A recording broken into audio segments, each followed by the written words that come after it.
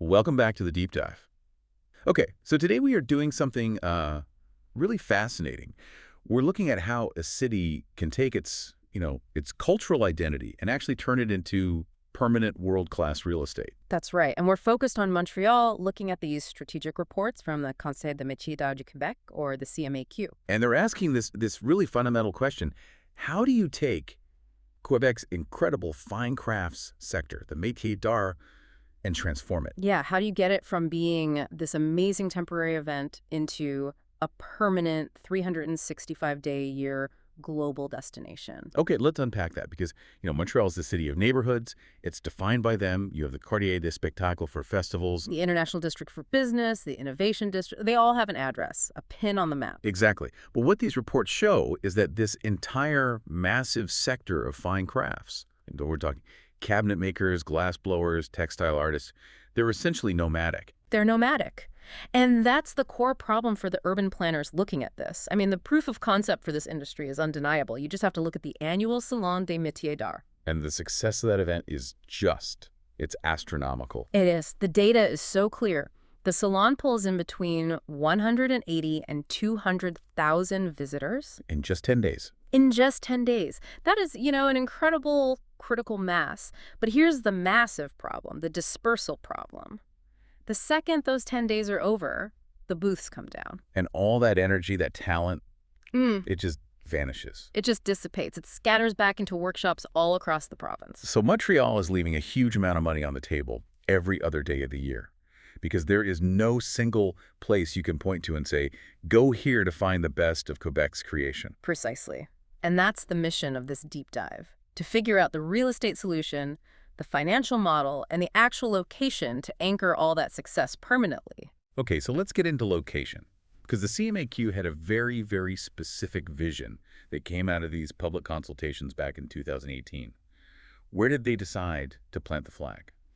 They chose a spot that is, it's almost cinematic. It's ripe for a total transformation. Yeah. The Wellington Basin. We're talking about the area right near the iconic Farine Five Roses building. Oh, wow. Okay, I can picture it. Right near the old Montreal dry dock. That's the one. And the visual is so powerful. The idea is to replace what's mostly graffiti right now with this vibrant, living showcase for Quebec creation. Leather, glass, wood. And the scale they're proposing is huge. It's significant. The plan lays out a district that's nearly 31,000 square meters. That's about 330,000 square feet. And the most ambitious part is bringing all of Quebec's fine craft schools together, right? Yeah. In those old factories by the Lachine Canal. Yes, which immediately creates this powerful ecosystem of education and production all in one place. That makes a ton of sense. And it's not like they're starting from scratch. The sources point out that there are already some key institutions in that area. Exactly. The foundation is already there. You've got Le Forge de Montreal, the organ builder Hugo Sinclair. And the Espace V Airy Glass School, which is world-renowned. So it's already a workable zone. Okay, let's talk about the money, because this is where these big ideas either happen or they don't. The cost for that full Wellington vision is pretty substantial. It is. The number they put out there is $90 million. Wow. But, and this is key, the reports frame that as a long-term goal. The idea is that it could be built one building at a time, phased in. So that $90 million isn't needed on day one. No, and that leads to the really critical number, the pilot project investment. The full $90 million is the dream, but the initial public-private investment to get the central hub built, to do the essential upgrades, that's estimated between $40 and $60 million. So 40 to 60 million is the seed money. That's the real hurdle to get this off the ground. That's the number you need to prove the concept and, crucially, to secure the land. But for that kind of money to pay off, you can't just build a row of pretty shops, right? What does the urban planning side say is absolutely necessary for this to survive? This is where it gets really smart. The plan has to be resilient. It has to survive outside of 9 to 5 retail hours. And the sources are really clear that the only viable model is mixed use, what planners call live work play. Okay, so what are the non-negotiables? What are the 3 things it absolutely must have to avoid becoming, a sterile tourist trap? Well, they're all linked to what the artisans actually need. First, you have to have workshop boutiques. Meaning the artist is making the thing right there in the back. Exactly. Production in the back, retail in the front. So tourists can actually see the work being done. Second, and this is non-negotiable, affordable housing. Right. The artists have to be able to live there. Otherwise, what's the point? If they can't live on site or nearby, you don't get a real 24/7 community. And that's your first line of defense against gentrification. But wait, doesn't adding housing make that $90 million price tag even harder to hit? Yeah. You're adding all this residential complexity. It adds complexity, yes, but the planners argue it adds long-term viability. And the third piece, the educational hub, is what ties it all together. You need that space for the next generation. So if you lose the life part, the housing, or the work part, the production, the whole thing kind of falls apart culturally. It becomes purely commercial and it fails. The whole point is that the real estate has to make sure the artists can afford to keep making the art in that location. Okay, let's pivot to the engine that would actually fund this, the money. Because the reports are very, very clear. This isn't about, folklore. This is a major Quebec industry. It is. When you look at the raw numbers, the fine craft sector in Quebec already does over $300 million a year in global sales. 300 million. It's a serious economic engine, but it's decentralized, so it's underperforming when it comes to capturing tourist dollars. And tourism isn't just a nice bonus here. The reports say it's the main way you justify that $40 to $60 million seed investment. So why is Montreal losing out right now? Because the whole game has shifted. We're in what they call the experience economy now. Tourists don't just want to buy a souvenir anymore. They want to see how it's made. They want to witness the process. Think about Granville Island in Vancouver or Toronto's Distillery District. People don't just go there to buy a vase. They go there to watch the glassblower at work. They sign up for a workshop. So you're monetizing the artisan's time and their process, not just the finished object. That's a completely different business model. And it shows up immediately in the data. Let's talk spending.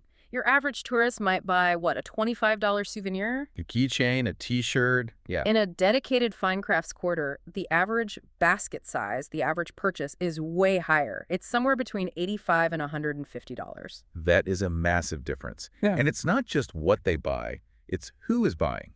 Exactly. The data shows that these cultural tourists spend, on average, 20% more than a standard tourist. And if you're drawing 500,000 visitors a year, that 20% difference, that's how you justify the $40 million investment. It's the whole business case. And then you have the ripple effect. The reports note that having a major destination like this encourages people to extend their hotel stay. By how much? By an average of half a day. And think of what that means for every restaurant, every hotel, every taxi in the city. And there's another huge piece for a city like Montreal, winter. The deseasonalization factor, it's crucial. The quarter has to be designed as an indoor-outdoor circuit. It becomes a guaranteed winter refuge. Which means you get steady revenue from January to March, which is usually the slowest time. Yeah. It's got to be hugely attractive to investors. Both public and private, yeah. So to figure out how to actually build this, the planners looked at existing models in Montreal, right, to see what works and what doesn't. Exactly. You have to learn from the successes, but more importantly, from the structural failures of other projects. Yeah. Let's start with Technopole Angus in Rosemont.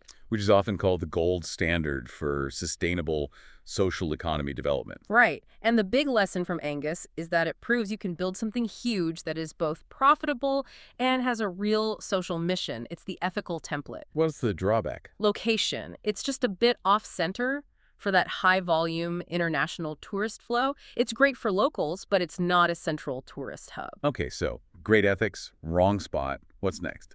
Bâtiment 7 in Pointe-Saint-Charles. Bâtiment 7 is incredible. It's a model for authentic production, for community access to tools.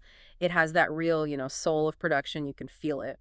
So what's the issue there if the goal is to get that $40 million investment? It's less focused on the high-end retail and the sort of polished presentation you need to capture that $150 basket size from tourists. It's amazing at the work part, less so on the high-end commercial side. And that brings us to the big one, the cautionary tale. The Quartier du Spectacle, a global success. An absolute global success. The best example of cultural diffusion, of visibility. It's a brilliant destination.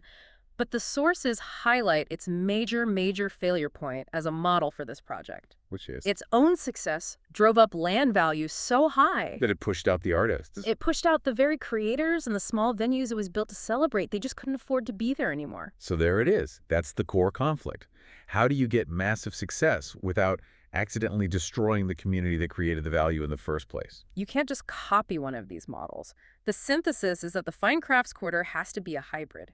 Okay, so what does that hybrid look like? It needs the global visibility and tourist draw of the Cartier's spectacle. That's non-negotiable. But it has to be paired with the ethical management of Angus. And most importantly, it has to keep the raw, authentic soul of production you find at Bâtiment 7. And that brings us right to the biggest challenge of all, doesn't it? Real estate. Affordability. It's the whole game. Because if the neighborhood succeeds, it becomes desirable. And when it becomes desirable, speculation follows. And that's the difference between a real thriving quarter and what the reports call a set decor neighborhood. Exactly. You risk creating this beautiful, expensive place that looks like a craft hub. It's got the nice signs, the clean storefronts. But the actual artisans have been replaced by banks and chain stores. It loses its soul. So how do you stop that? The sources argue for some very specific structural tools, not just temporary subsidies. Right, this has to be permanent. There are two essential mechanisms. The first is a community land trust, a CLT. And how does that work? It's the structural fix because it takes the land itself off the speculative market. The trust owns the land forever and then leases it out at affordable rates to the artisan. So the artisan can own their building, but the trust owns the ground it sits on, which is what controls the long-term cost. Exactly. It's a permanent insurance policy against speculation. The second tool is differentiated taxation. Which is basically a tax break for landlords who rent to certified artisans. Yes. Instead of punishing high rents, you're rewarding affordability. You give a tax incentive to landlords to be good citizens and support the local craft economy. And these safeguards are what make the whole thing sustainable. Because beyond the money, there's this huge non-monetary value.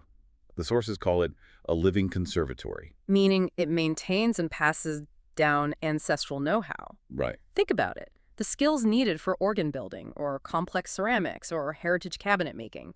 You need a central place where that knowledge is shared and practiced every single day. That creates a really tight social fabric, and it creates safe, constant animation on the street. And the potential scale here is huge. They're projecting that a zone like this could attract more than 500,000 visitors a year. That is a massive injection of cultural commerce into that part of the city. This has been an incredibly clear deep dive. It seems like the market answer is a definitive yes. Quebec's fine crafts deserve a permanent home. The talent is there, the demand is proven, and Montreal is just leaving tourism money on the table right now. The business case for that initial 40 to 60 million is solid.